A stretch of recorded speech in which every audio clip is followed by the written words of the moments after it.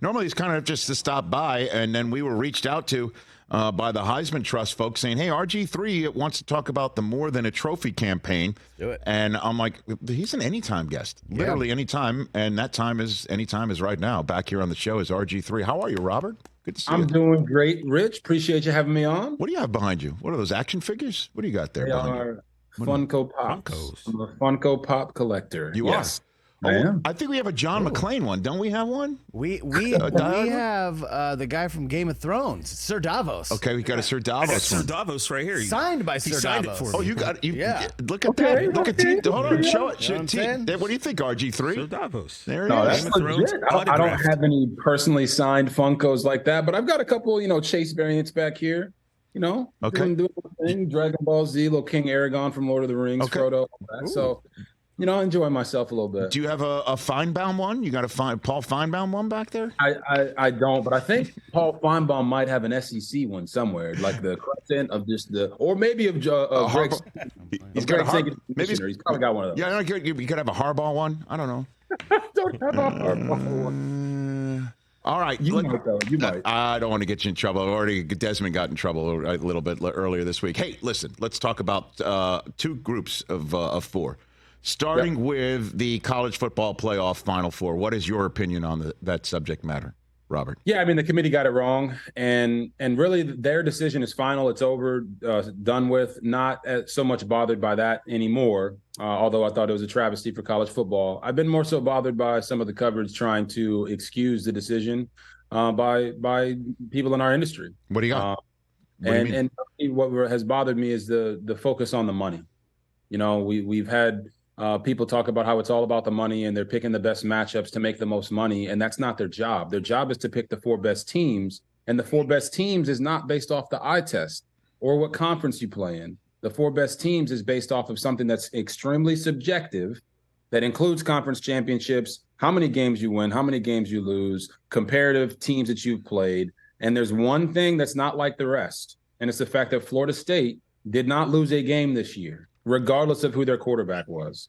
And I think that they were wrong to not put them in. They're a Power 5 undefeated conference champion. That should trump anything else. And they should have been put in over Alabama. The discussion should have been between Texas and Alabama.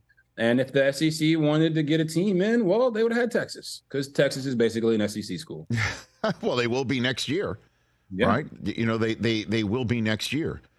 I mean, it really was. I felt for Mike Norvell. I really did. When I saw him and what do you say to your kids? Like, you balled out. You're 13-0. What do you say to the backup quarterback who got concussed, and just basically he's got to be sitting there thinking my level of play and what they view me in that college football playoff committee room cost this entire program. You know what I mean? That's not fair for him to think that, but I wouldn't blame him for sitting there and thinking it. It's awful. It's really awful. Yeah, it's awful, but it's not fair to Tate Rodemaker or to Jordan Travis, because I saw Travis's tweet that he put out basically saying that he was sorry, and no, he doesn't have anything to be sorry for, and neither does Tate. He didn't have anything to feel sorry for. And I've seen a lot of people use that in their rationale to be like, oh, man, I'm heartbroken. Man, gutted for Florida State. But, no, there is no gutted but. The bottom line is we preach the team. We preach that it's about the team. And then when it comes down to it, the College Football Selection Committee decided that it wasn't about the team, that it was about one guy. And the fact that they won their conference championship with their third-string quarterback, beating a Louisville team, and only held them to 6 points when they averaged over 30 points a game, I think that's a pretty damn good team, if you ask me. But at the end of the day, the selection committee made the decision that they did. I just don't like the way that people are trying to defend it. We can agree to disagree and have different opinions, but don't, pee on me and tell me it's raining. RG3 here on the Rich Eisen Show. And then let's talk about the quartet that's going to be in Manhattan, trying to get that trophy that you have, in your case, the Heisman Trophy. What is your opinion of this final group of four kids coming to Manhattan, Robert? Well, Rich, I think all of them are qualified and deserving of being there in New York. I'm not the guy that's going to go out and point and say, well, this guy should have been there, not this guy. I will tell you that Malik Neighbors probably should be in New York. and that Jordan Travis from Florida State probably should be in New York. But I'm not going to say that in spite of any other candidate that is in there. The three quarterbacks, Jaden Daniels, Bo Nix, and Michael Penix Jr., a.k.a. Big Penix Energy, they've all had amazing years. Penix led the country in passing yards. Bo Nix was electrifying, 40 passing touchdowns. And you look at Jaden Daniels, I just think that he was the biggest cheat code in all of college football this year. Similar numbers to Bo Nix when it comes to passing touchdowns and yards. But he had 1,000 yards rushing, 10 rushing touchdowns, put him at 50 touchdowns on the year. He had a year that I don't think we've ever seen in college football from a quarterback. And I think he set the NCAA record for QBR in a single season. He's just efficient from the pocket, game-breaking speed. But all these guys were phenomenal. And then Marvin Harrison Jr. is out there playing like his daddy. So, I kind of say sometimes you say that he looks like Marvin Harrison, but it's not like he's fat. You know what I mean? It's more like Harrison. He's just like Marvin Harrison sitting on Marvin Harrison's shoulders. He's just taller, bigger, a big dude with speed. All these guys are going to be if I was a decision maker, every guy that's in New York would be a high draft pick. That's how much I believe in all three of the QBs, and certainly Marvin Harrison Jr.'s ability to be a wide receiver one in the NFL. Is your vote in? Oh, yeah, my vote's in. I can't disclose it, but my vote is in. I put it in after the championship games, which I encourage everyone to do. Watch everything before you make that decision, because I really felt like Bo Nix had a chance to win it. If Oregon had beaten Washington, it would have taken a lot.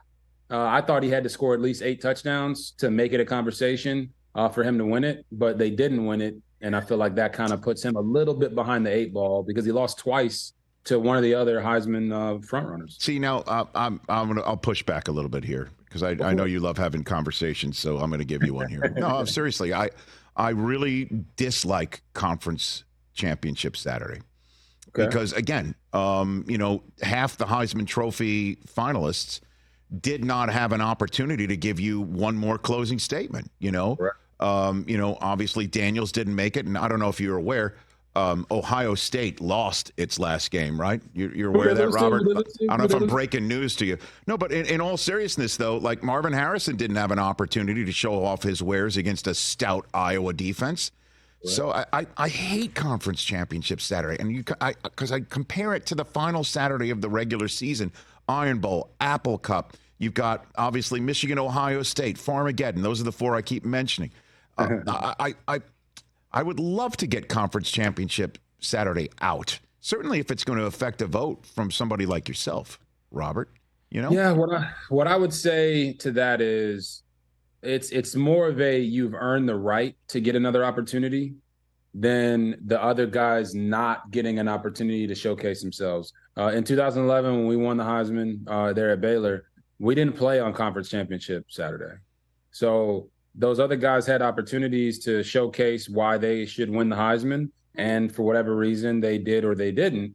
And for me, Bo Nix and Michael Penix Jr. both had a grand stage, everyone's eyes on only them to potentially win the Heisman Trophy. And you can say on one guy's behalf, in Penix, he probably did enough to convince some people. And then for Nix, on the other side of it, because he lost, he didn't. So I look at it from a standpoint of Caleb Williams was able to win the Heisman. I believe they played. Did they play on conference championship Saturday? Mm-hmm.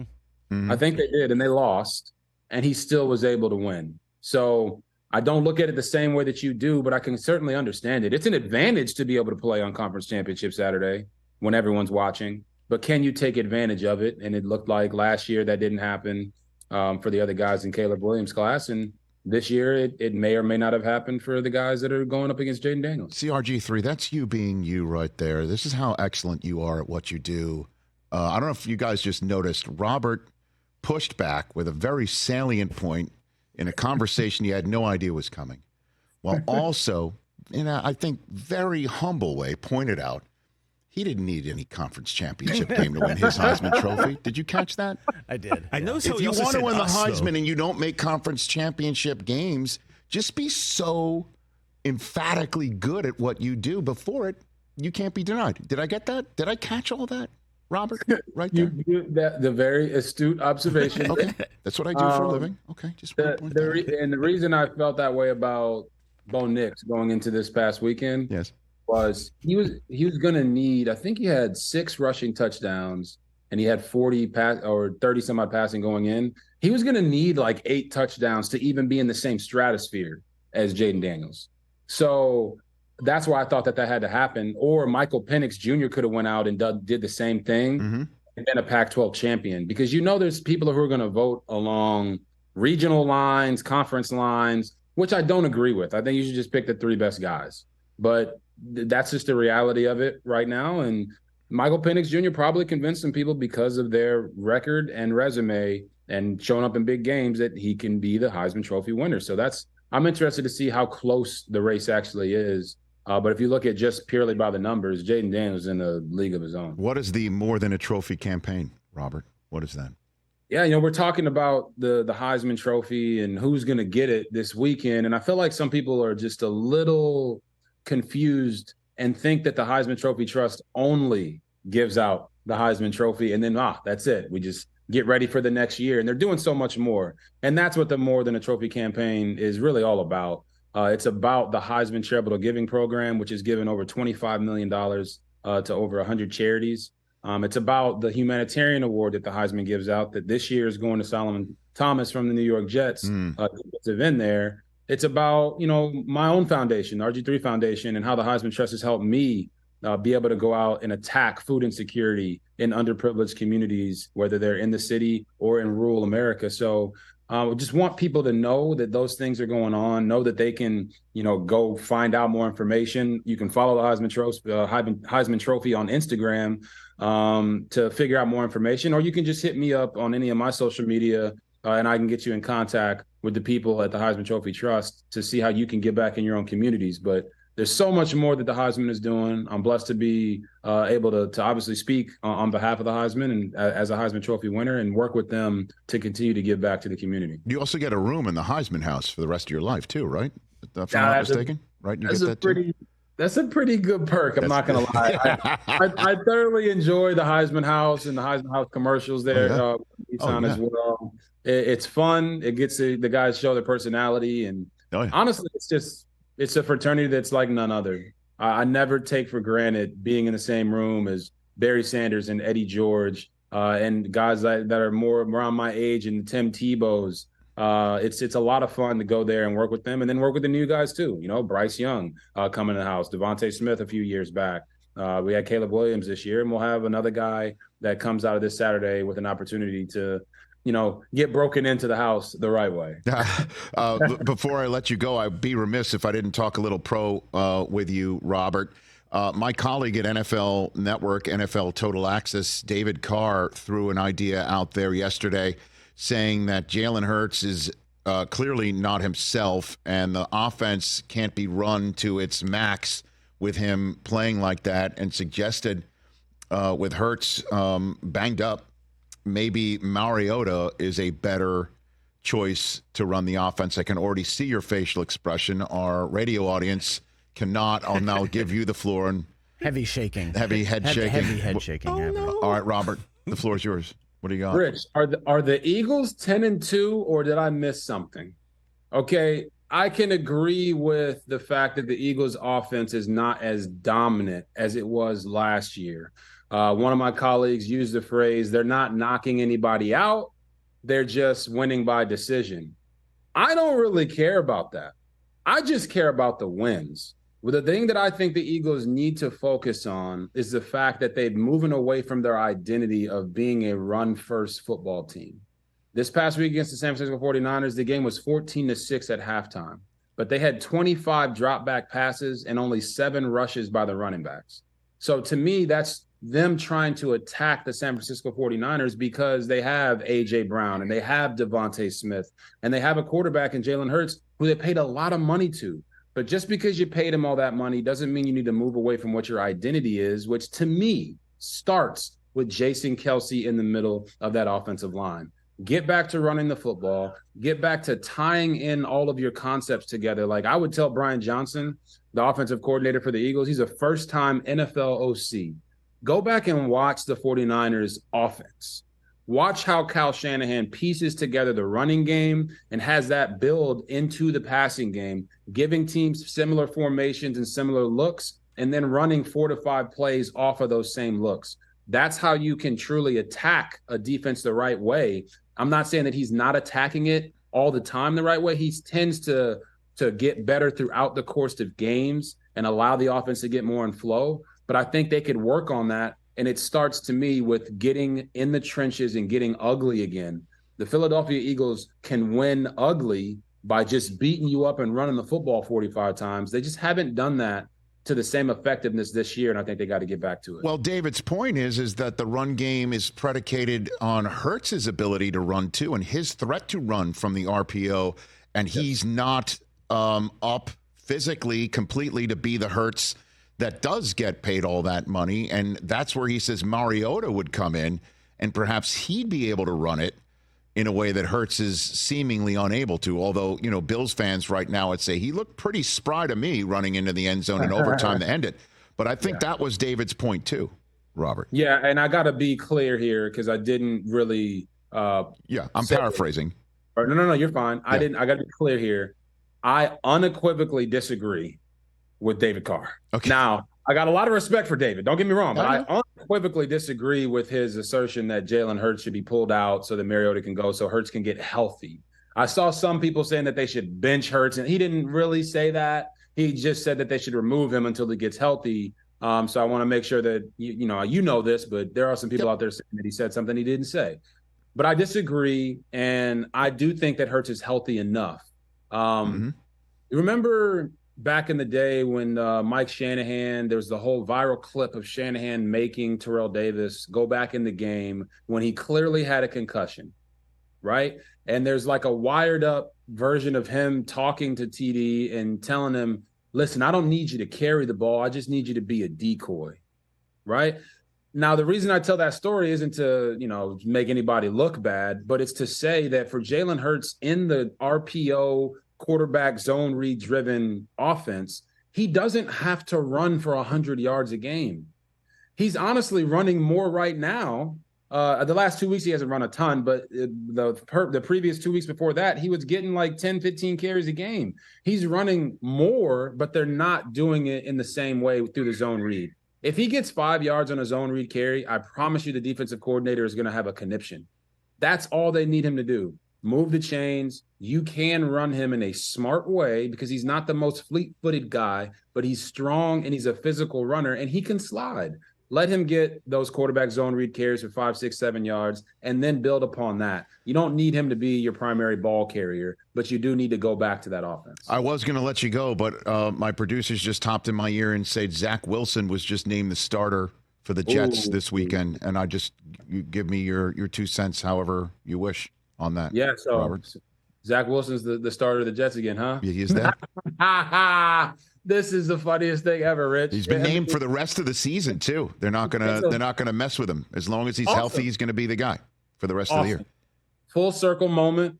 I saw the clip of him and Aaron talking on the sideline, and Zach Wilson could not hide his emotions if he tried.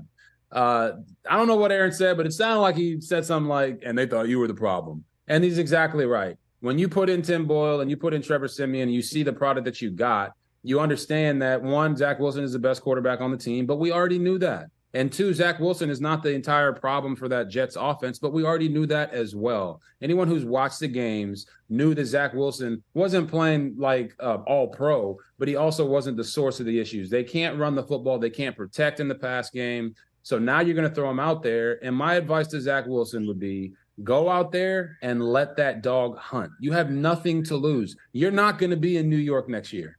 You might as well go out there, let this man drop back and try to throw the football 45 times, be the gunslinger that he can be, get Garrett Wilson involved, get your other passing weapons involved, throw screens to Breece Hall. And I think that this is it's funny to me because it reminds me of like the girl that moves on from you because she thinks that the grass is greener on the other side. And the Jets found out the grass ain't greener on the other side. And now they're running back to Zach Wilson and asking him, please, please save us. Well, their season's over now.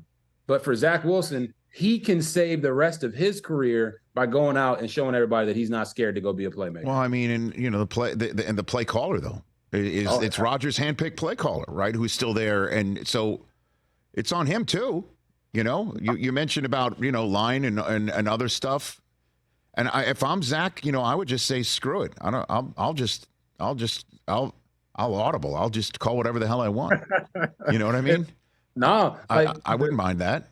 The system that Zach ran in college was a pro style 3-level play action based system. So he's more used to what they should be doing, which is run the football, play action pass, RPOs.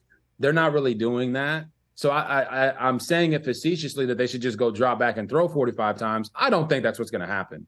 But Nathaniel Hackett has to also prove over these next couple weeks that he can build the system around Zach and what Zach does well. Because when Aaron comes back, Hackett's going to be fine. Aaron runs the damn offense. He's the one that's calling the plays. He's the one that's audibling out of everything. And I don't think Hackett's going anywhere because of that. But Hackett can get some people off of his back if he can put Zach Wilson in the best position to succeed. Yep. And we'll see if he can do it. Robert, thanks again. Everyone can follow at Heisman Trophy on Instagram or visit Heisman.com to learn more about the great work the Heisman Trophy Trust does off the field. Have a great time this weekend. And I think I heard some kiddos in the background. Go be a dad. Thanks for the time here.